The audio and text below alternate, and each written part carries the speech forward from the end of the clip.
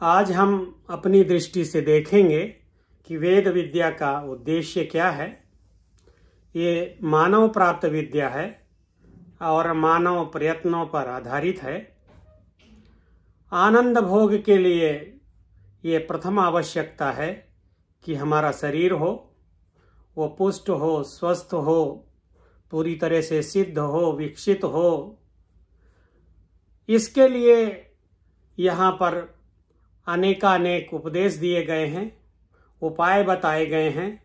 शरीर को पुष्ट करने के लिए अनेक विद्याओं का उदय हुआ है, अनेक शास्त्रों का उदय हुआ है।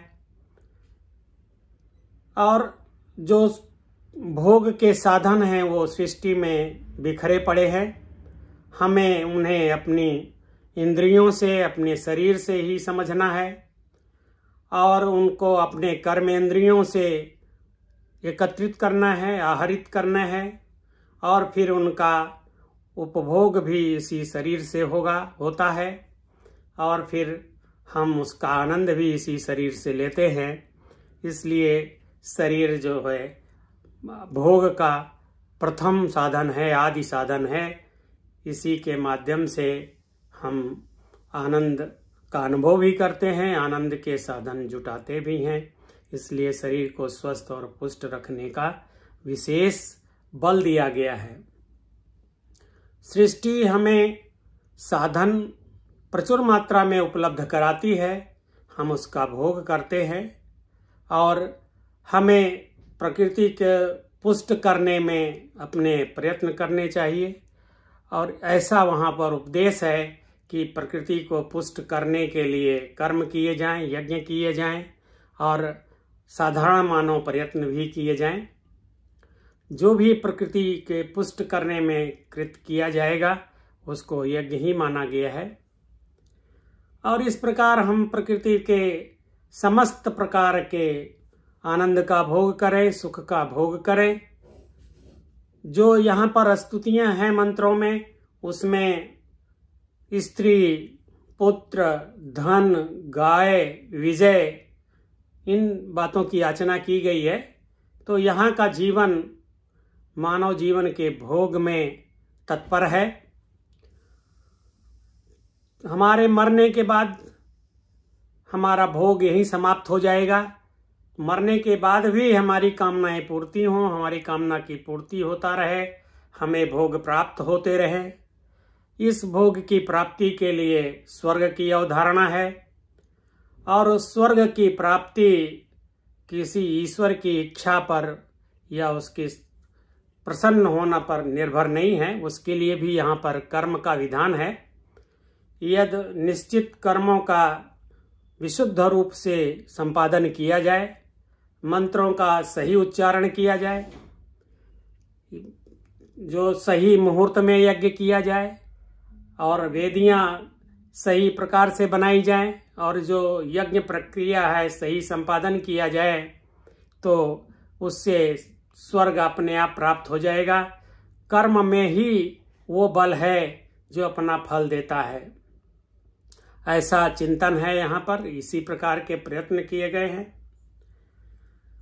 स्वर्ग में सभी कामनाएं पूर्त होती हैं, वहां पर कोई सीमा नहीं है। जो आप कामना करते हैं उसकी पूर्ति होती है। बट स्वर्ग के सुख में, स्वर्ग के आनंद में भी एक समस्या है, क्योंकि वो अनंत काल के नहीं होता, वो काल से सीमित होता है। जब हमारा पुण्य क्षीण हो जाता है तब वो हम स्वर्ग से पुनः पतित हो जाते हैं और धरा पर आ जाते हैं। इसलिए आनंद की खोज और आगे प्रवाहित होती है। आरण्य के ग्रंथों में उपासना के माध्यम से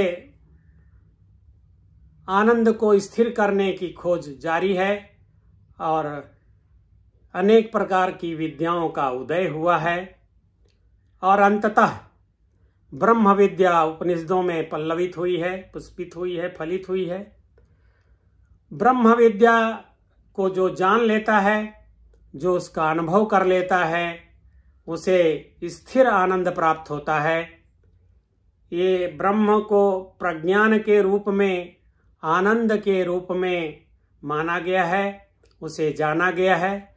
और जो इस बात को जान लेता है कि ब्रह्म ही, प्रज्ञान ही, आनंद ही सृष्टि के रूप में व्यक्त हो जाता है, एक अपने एक अंश से सृष्टि ही बन जाता है, तो उसे ये बोध होगा कि वो भी सृष्टि का भाग है, इसलिए ब्रह्म का भाग है, इसलिए वो सदा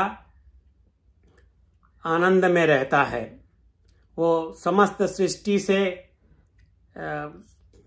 समन्वय करता है, उसको पुष्ट करता है, उसको आनंदित करता है, उससे आनंदित होता है।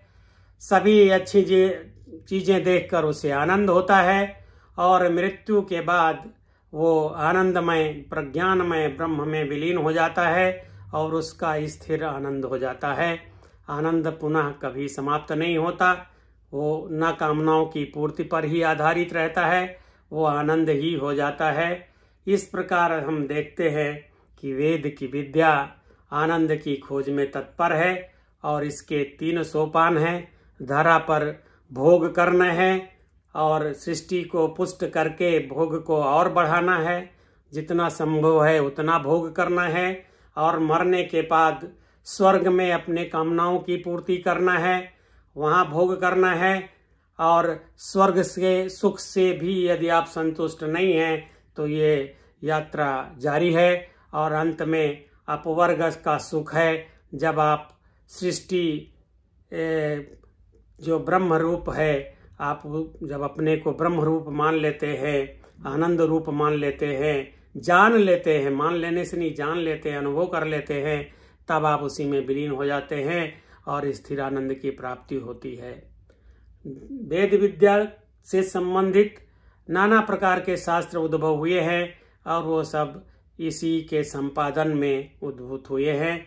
हम देखते हैं कि आज भी समग्र मानवता अनंत की खोज में तत्पर है, हमारे ज्ञानेंद्रियों की क्षमताओं को बढ़ाने में तत्पर है, हमारे कर्मेंद्रियों की क्षमताओं को बढ़ाने में तत्पर है, हमारे सुख के अनुभव को बढ़ाने के लिए तत्पर है और निरंतर बढ़ती ही जा रही है।